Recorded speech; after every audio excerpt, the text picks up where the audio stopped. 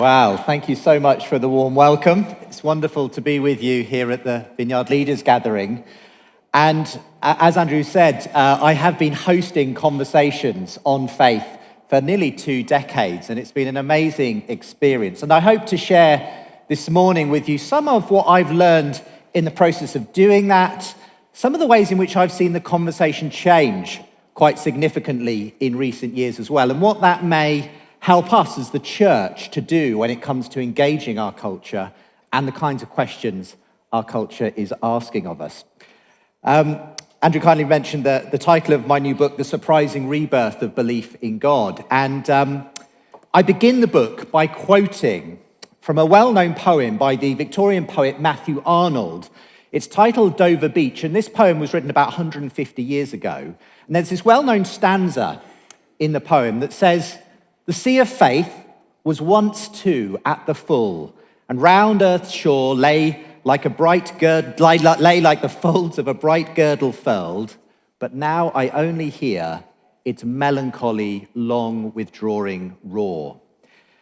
Now, in Matthew Arnold's day, the melancholy, long withdrawing roar of the sea of faith stood for the way in which science and technology had increasingly come in, and he in his day was seeing faith go out on the tide. And if you like, that has only increased in the 150 years since he wrote that poem. We've seen increasing secularization in the West. We live in a very post-Christian age now. More and more people say they don't claim any kind of religion. The church-going statistics have been on the decline in Europe and the UK and the West generally for many years. So it's no surprise that a lot of people say, well, religion is on its way out. Secularism is the new reality in the West. And lots of people, not least a group of people called the New Atheists, who I'll come on to in a moment, have spoken about essentially the death of God in that way. But a few years ago, I had a conversation with an interesting person that made me rethink this whole image of the sea of faith going out on the tide. Douglas Murray, if you haven't heard of him, is a really interesting thinker. He's quite a conservative thinker. He's the associate editor of The Spectator magazine. We were actually contemporaries at Oxford University, but he's gone on to this very high-profile career speaking into culture and politics and so on. Now, Douglas Murray is not a person of faith, but when I invited him on for a conversation with New Testament theologian N.T. Wright a couple of years ago, he described himself as a Christian atheist. A Christian atheist. Now, it sounds like a contradiction in terms, doesn't it? But what he meant by that was that while he doesn't believe in Christianity, he nevertheless has recognized increasingly in the last few years that everything he actually does believe in terms of human rights, equality, dignity, was essentially given to him by the Judeo-Christian heritage of the West. So he's adopted this phrase, I am a Christian atheist. And he talked about this idea of Matthew Arnold's, that the sea of faith has gone out. And he said to me, well, the interesting thing about the sea of faith, Justin, is that it could come back in again. That's the point of tides, right? And that got me thinking, actually. I think Douglas Murray might be onto something. In fact, that was the catalyst, really, for this book, because the other thing that Douglas Murray mentioned in this conversation was that he had been surprised to see a number of his contemporary secular peers, thinking rational 21st century people, actually coming to faith. Now, not a flood of people, but enough to make him sit up and take notice. And he wondered whether there might be something changing in the atmosphere. Perhaps, he said, the church has an opportunity to speak into a more receptive crowd. And I think Douglas Murray is right, because I'd been noticing the same thing myself. Some surprising stories of people as thinking rational 21st century adults coming to faith against all their and my expectations. And I'd also noticed something else, a real change in the tone of the conversations that were being held. So I began hosting faith debates between Christians and atheists around the mid-2000s. And this was a time when something called the New Atheism was really gaining a head of steam.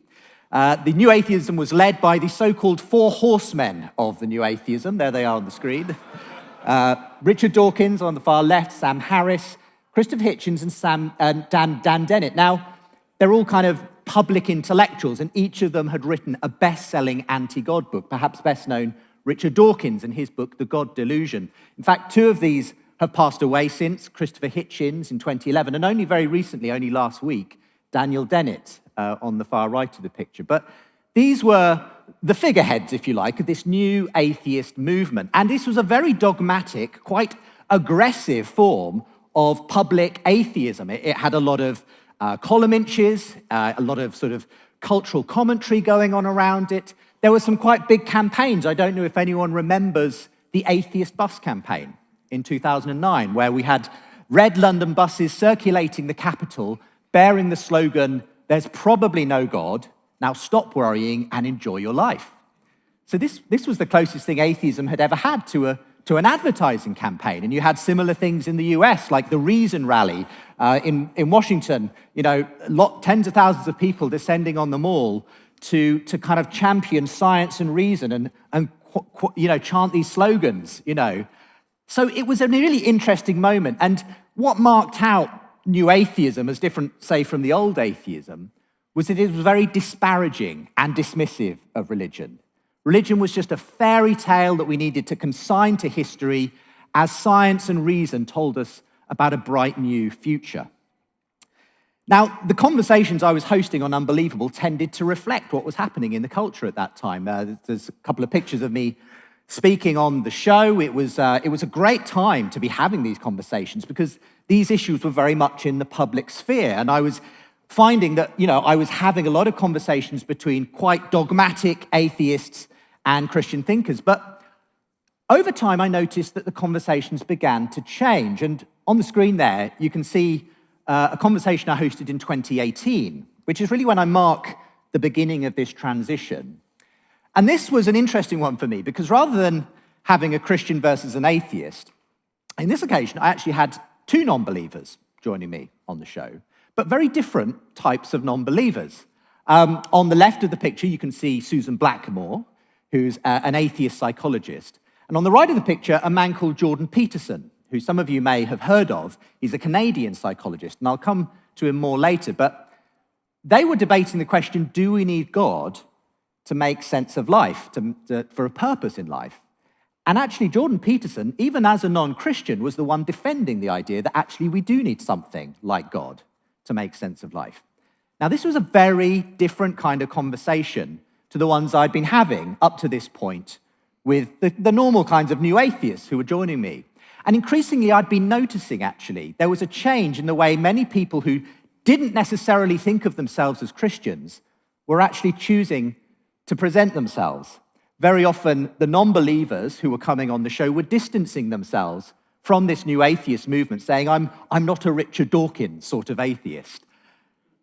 And were actually far more open, again, even while they weren't believers, to acknowledging that there was a value to Christian faith. And during the course of my talk, I want to introduce you to some of these people, but what it signaled to me was that there was a change in the tone. Something had switched in the culture.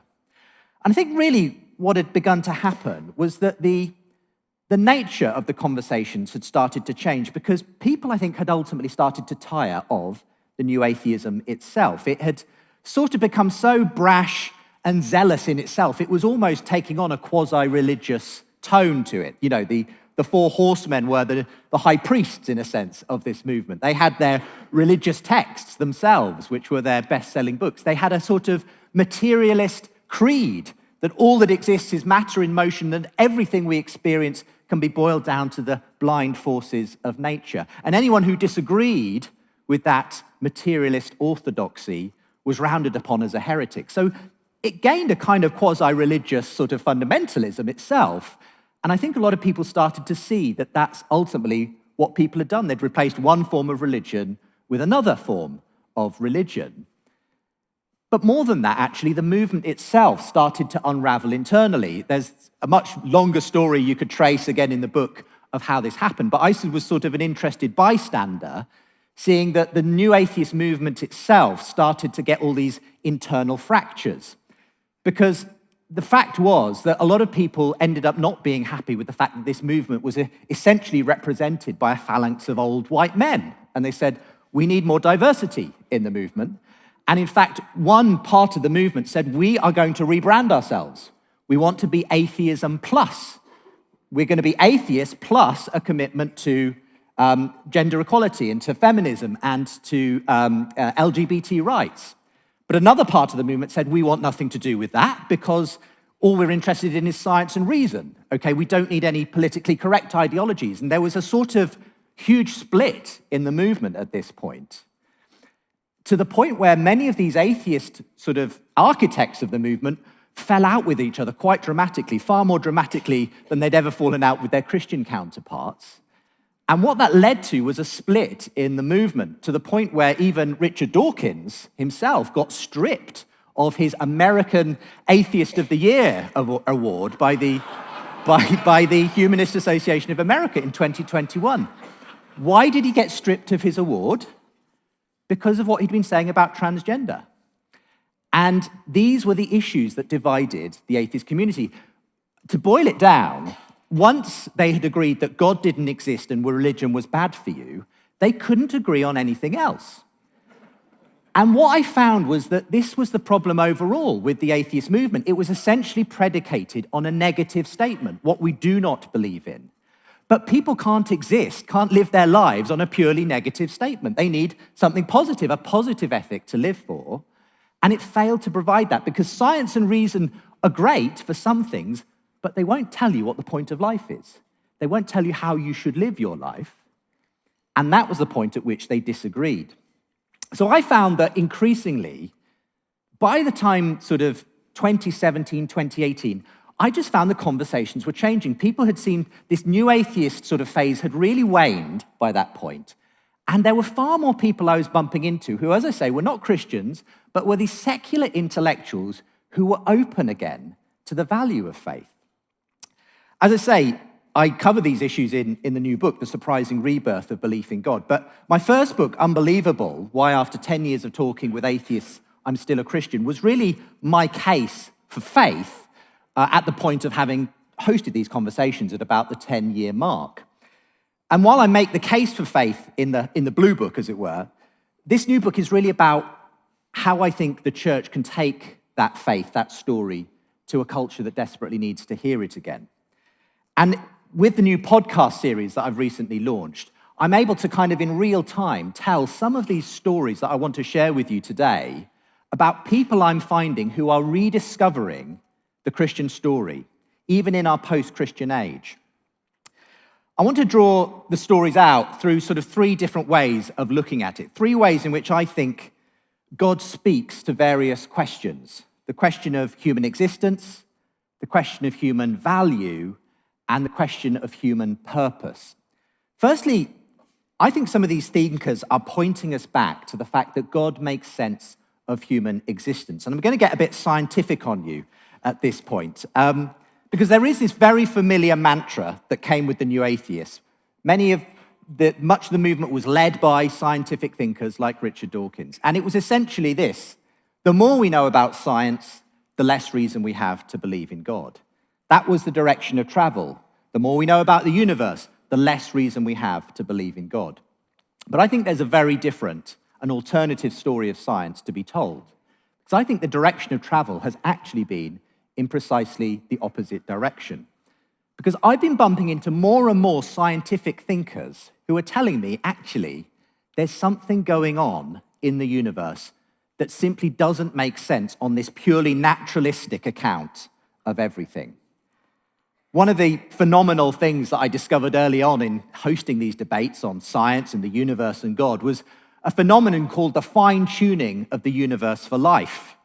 Now, it's a bit of a kind of mind-bending subject, but basically, when the universe came into existence, which is itself a rather fascinating fact, it was birthed with a set of values and fundamental constants that had to be just as they are in order for life to be able to develop at some point in the cosmos. So take, for instance, the force of gravity, the thing that sticks our feet to the ground and stops us all floating off into space. If that differed from its actual value by 1 part in 10 to the 60, that's a 1 with 60 zeros after it, if it just differed one way or the other by that tiny, tiny, tiny fractional value, then you and I wouldn't exist. We would not live in a universe that was capable of sustaining life, because if it was any weaker, then everything would fly out too far before galaxies and stars and chemistry could develop. If any stronger, everything would collapse back in on itself, and again, no life. But it happened to hit just the right value for you and I to be able to exist. And that's just one of about 30 similar and far more finely tuned numbers and constants. Now, it's not just me as a Christian thinker and apologist saying this. It's lots of non-Christian scientists and thinkers. So one of the people I want to introduce you to is Paul Davies. He's my first secular thinker, saying fascinating things about God. He's a physicist, a science popularizer based at the Arizona State University. He's been a bit of a thorn in the side of the new atheists because he's always pointing out the way that the universe always sort of surprises us when it comes to the fact we're here. He's written extensively on how things like the fact that there is a universe at all is quite surprising. Big Bang cosmology suggests that the universe came into existence about 13.8 billion years ago, and that leaves a huge question mark about sort of, well, what caused the universe to be here in the first place? He's also written and spoken at length about this fine-tuning of the universe for life. And thirdly, he's talked about the fact of life itself, what it took for the first DNA molecule to come together, and just the mind-boggling chemical complexity required for that to happen. And more than that, he then talks about the fact we can even talk about this, that we have the consciousness and the comprehension to just make sense of all of this with just, this grey matter between our skulls. He says it borders on the miraculous. In fact, here's how he put it to me. He says the directionality in the universe going from matter to life to consciousness, he said, I would add comprehension to that. He said there's an arrow of time in the direction of comprehension. And he says if that is the case, if this is not just an enormous fluke, a happy series of accidents, then that to me comes very close to something like a purpose in nature. I think that's a sort of religious feeling, he says, what Einstein called a cosmic religious feeling. Now, Paul Davies doesn't like to use the word God, but when I hear him talk about this idea of a directionality in the universe from sort of chaos to order to consciousness, it reminds me of another word, a Greek word, logos. It's a word that speaks of order being spoken into chaos. We get the English word logic from it. And of course, it's the word used to describe Jesus Christ, the pre-existing word that speaks life into being. And when I see science, the best scientists, coming up with something that sounds an awful lot like what is written down in the first chapter of John's Gospel, I think something interesting is going on in our culture.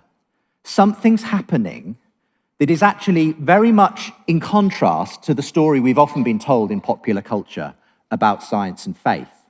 So that's just one little kind of moment, as it were, a little kind of indication of what's going on in that area in science. The fact you and I exist, I think, makes better sense with the God explanation than the atheist explanation. And I think it's interesting to see secular thinkers reminding us of that. But there's another important area, human value. I think God makes sense of human value. Why do we believe in the idea of human rights, human dignity? Why do we believe that there are some very real rules about how we should and shouldn't treat people? Is it just a result of science and reason? Is it just some kind of evolutionary social contract that we've come to? I don't think so. I don't think that really gets to the nub of why we believe in human morality, dignity, human rights. And this was really brought home to me in a conversation I had several years ago with Richard Dawkins himself. I was at a University of Oxford debate between him and a well-known Christian thinker called John Lennox. I managed to get just 10 minutes afterwards with him, with my microphone, to record a quick conversation on what they had discussed. And this was a really interesting moment. I'm going to read it to you verbatim of how our conversation went on the subject of human morality. I said to him, but if we'd evolved into a society where rape was considered fine, would that mean that rape is fine?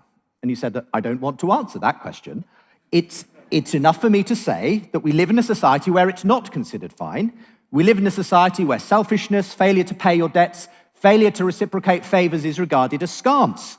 That is the society in which we live. I'm very glad, that's a value judgment, glad that I live in such a society. And I responded, but when you make a value judgment, don't you yourself immediately step outside of this evolutionary process and say the reason that this is good is that it's good, and you don't have any way to stand on that statement? And he replied, well, my value judgment itself could come from my evolutionary past. And I said, so therefore it's just as random in a sense as any product of evolution. He said, you could say that, but in any case, nothing about it makes it more probable that there's anything supernatural. And I said, okay, but ultimately, your belief that rape is wrong is as arbitrary as the fact we've developed 5 fingers rather than 6. And he said, you could say that, yes. And you could say that, and in fact, I think you should say that if you are a thoroughgoing naturalist atheist like Richard Dawkins. So why do we instinctively recoil at the idea that our belief that rape is wrong is just the happenstance of the hand that evolution happens to have dealt us at this moment, this time and place? Why do we actually believe, no, there's something different about that? There are really right and wrong ways to treat other human beings. I can't find a better explanation than the one you find at the first page of the book of Genesis. It says there that God created humans in his own image, male and female, he created them. If that's true, if every human being is made in the image of God, that gives every human being on the face of the planet inestimable worth, inestimable value. That makes perfect sense of why we have this belief in human rights, equality, value, and dignity. It can't be grounded in a non-guided, unpurposed process of evolution where you could have come up with some very different ways of thinking about value. And indeed, many cultures do think differently about human value, and many cultures in the past have thought very differently about human value. But this has been brought home most to me by another non-Christian thinker or a secular intellectual who arguably is going on something of an interesting spiritual journey. He's called Tom Holland. He's not the Spider-Man actor. He is the historian Tom Holland. Many of you may know him from his really popular The Rest is History podcast that he co-hosts with Dominic Sambrook. And he wrote a best-selling book in 2019 called Dominion, and it really sketched out his thesis of the way in which he sees the Christian story has essentially completely shaped the moral instincts of the West. Tom himself has an interesting story of sort of having been raised in a sort of nominally religious environment, but any faith he had sputtered out by his teenage years. But as he progressed into a career sort of writing histories, popular histories of the ancient Greeks and Romans, the more time he spent in the sandals of the Greco-Roman world, the more he realized just how alien all their values and practices were to his own as a 21st century Western person. Because what he found there was a world where slavery, for instance, was an unquestioned part of the economy. It was just the de facto way people existed in that world. Slavery was a given. The lives of women and children were cheap. Certain people could be treated as sexual property. Newborn children could be left to die in the wild if they were unwanted. The slaughter and enslaving of your enemies was a cause of great triumph and not considered a form of genocide. He realized that all his own beliefs about human dignity and equality, compassion and freedom, they didn't come from the Greeks and the Romans. And they didn't come from science and atheism and the Enlightenment either. He realized they came from a very, very specific source, a person called Jesus Christ of Nazareth. And that Christian revolution 2,000 years ago had completely shaped in every way the world that he now lived in. So that Tom Holland could say, even though I don't believe in Christianity, in almost every way I am a Christian in terms of the things I believe about life and about humanity and about value. And he has been pointing this out to lots of his secular peers. Another fascinating secular thinker who's recently emerged is Louise Perry. She's the author of a book called the case against the sexual revolution. And she's got a similar-ish story of growing up as a sort of enlightened, typical liberal 21st century person, especially when it came to her views on sex and relationships. But it was the experience of working in a rape crisis centre that convinced Louise Perry that actually something had gone deeply wrong in the sexual revolution. She realized actually that our kind of, the freedom and sort of, promiscuity that essentially characterizes the sexual revolution of the 60s onwards had actually been really bad news for women. And she took a very sort of scientific, socio-evolutionary approach in her book to this question. But the remarkable thing is, in the process of doing that, she came to remarkably Christian conclusions. She realized there is one institution that has essentially, for better or worse, basically been the model by which societies, individuals, and cultures have flourished. And it's called monogamous marriage. And she presented this to her readers as something they ought to consider again. Now, the interesting thing is that I've been privileged to have conversations, a number of conversations, both with Tom Holland and Louise Perry, and they've both come to intellectually appreciate the values that Christianity gave to the West. They're both, interestingly, on interesting spiritual journeys as well. What's interested them intellectually has also started, I think, to draw them spiritually. But that's another sort of story to tell, and you'll hear some of that if you go and listen to the podcast or read the book. Ultimately, though, what I find in these secular intellectuals suddenly rediscovering the values that Christianity gave us and just why we might want to think about them again is that it points back to the value that we find right there on the first page of Scripture, that ultimately we can only make sense of this idea of human value and dignity if it's true that we're made in the image of God. And I'm excited to see the way that many secular intellectuals are starting to point people back to that reality again. Finally, I think God makes sense of human purpose. I think God is the best explanation of the why question.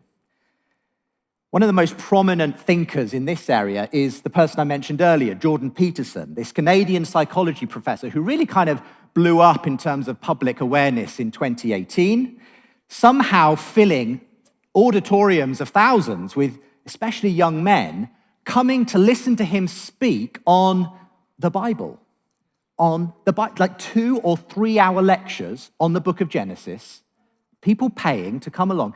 I mean, this is like a preacher's dream, right? I mean, this is the exact demographic that we often feel is lacking in so many churches, coming to listen for 2 or 3 hours at a time. What was going on? I was fascinated when I started to hear stories emerging of this person. Now, Peterson is, admittedly, a bit of a controversial character, something of a Marmite figure. You either love him or hate him often.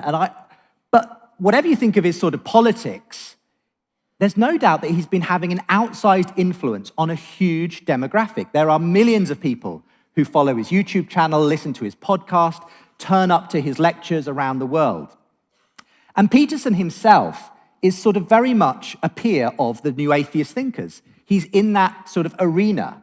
He was having these huge arena debates with people like Sam Harris. You could go to the O2 and they filled it twice with these discussions on whether faith is relevant to modern culture. Peterson himself is very critical of the new atheists. He said, we need a story to live by, and the new atheists failed to give people a story to live by. And I think that's at the core of this. Why are so many people turning up to hear a Canadian psychologist talk to them about meaning, purpose, and identity? It's because people are looking for meaning, purpose, and identity in our culture today. Why are they looking for it? Because they've lost it. Why have they lost it? Because we've lost the story that once gave it to people. Whether they realized it or not, this funny old story of Christianity, which has a beginning, God created you for a purpose, has a middle, you exist, and though your life is tough, God has come in person to be with you in the midst of that struggle, died for you, and it has an end. Because of his resurrection, you can be part of this new life, this eternal hope. Whether people realized it or not, that was the story that framed their lives. It was the story that gave their lives meaning. It gave them a purpose. It gave them an identity. But as that story has been pushed to the background, gone into the back mirror in Western culture. People still need a story to live by. The psychologists tell us we are storytelling creatures. We need something to make sense of life. And the new atheists fail to give people a better story to live by. So what we see happening in our culture, and I think what Jordan Peterson is often pointing to, is the fact that we're grabbing onto all kinds of other quasi-religious stories. It may be things around sexuality and gender identity. That becomes maybe someone's sacred story.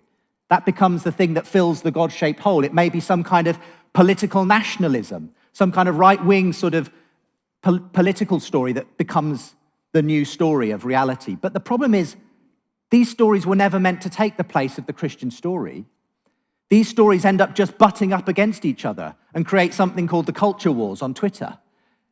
And the problem is, the reason we're in the middle of this polarized, tribalistic age is because we need a better story to live by. These stories aren't doing the job. And so when I see Jordan Peterson come and say, hey, everyone, there is this book that we used to read. There is this story we used to believe. It might be worth taking a second look at it again. And it's extraordinary to see the effect that's had on so many people. I've met many people who, even though Peterson himself seems to kind of waver on the whole God question, I've met many people for whom he has opened a door to Christian faith, and they've walked through it. They've suddenly been able to take faith seriously again, because here's someone kind of speaking their language. And I would describe Peterson as a sort of prophet from outside the church who is suddenly making it possible for people to take faith seriously again. I mean, as I say, lots of ink has been spilled over where exactly Jordan Peterson sits on the faith question. It's interesting because his wife, Tammy, recently got confirmed in the Catholic Church. His daughter, Michaela, has become a Christian. So it feels like the net is closing in a bit on him. He's having lots of conversations with lots of Christian thinkers. What was interesting was one conversation he had during recuperation from a long period of illness. In 2021, he had a remarkable conversation with an Eastern Orthodox thinker called Jonathan Pageau. And Peterson, as he often does, struggled to contain his emotions as he spoke of his religious longings. Almost in tears, he describes a kind of growing comprehension that the objective world of history and facts that he believed in, and also what he describes as the narrative world of meaning and symbolism, which he's very invested in as a psychologist. He said he could never reconcile these two worlds, but suddenly he started to say that maybe those two worlds can live together, the objective world of history and fact, the imaginative world of meaning and emotion. He said, you know where I'm finding that those two converge? It's in the person of Jesus Christ. And he said, I'm amazed at my own belief and I don't understand it. And it's not just Jordan Peterson that I'm seeing this kind of quest for meaning and purpose sort of appearing in the life of. There was a fascinating thing that happened at the end of last year. So I published the book in September. And as happens with a book, you can kind of give the examples you can give and give the story up to that point, and then it's published. But what I've included since in my new podcast is the fascinating story of Ayaan Hirsi Ali. Now, in November, she published an article online called Why I Am Now a Christian. Now, that may not be so very remarkable, except for who Ayaan Hirsi Ali is. Because Ayaan Hirsi Ali, up to that point, was probably the most famous female atheist in the world. She was very much part of the new atheists in the mid-2000s. Her own story was one of escaping a kind of abusive fundamentalist Islamic upbringing in Somalia, finding freedom in the West, becoming a sort of public thinker and politician, and very much joining in the new atheist sort of movement in the early 2000s. She published her own best-selling book called Infidel. But something has changed in the last few years for Ayaan Hirsi Ali, as she explains in the article. She talks about the fact that she came to see that atheism simply could not provide the kind of foundations for morality, justice, meaning, and purpose that we need. It was quite a kind of political article, because she talked about the fact that she fears that some of the big hegemonic political influences in the world, China, Russia, fundamentalist Islam, that secular atheism cannot provide a kind of bulwark against those. And she recognized, again, with Tom Holland's help, reading his book, that it was really Christianity that had provided the foundation for the things she believed in. But more than that, it wasn't just a kind of cultural, political issue. She said that she found that she had experienced a meaning crisis in her life. She needed a purpose for living. And in a subsequent interview, fascinating interview, she told of how she got to the point where she was undergoing regular counseling, therapy, and she got to a point where she had been drinking quite heavily, she'd been experiencing extreme depression, and her counselor asked her, her counselor actually told her, "I think you're spiritually bankrupt, Ayan." And she said, "Well, I can't believe in God because the God I was raised with was a monster." And her counselor said, "Well, what kind of God do you think you could believe in?" And Ayan said, "I started to describe the kind of God I might be willing to believe in. And as I described that God, I realized I was describing Jesus Christ." And so she said, "So I thought, well, maybe I don't need to invent a God. Maybe I'll investigate this person."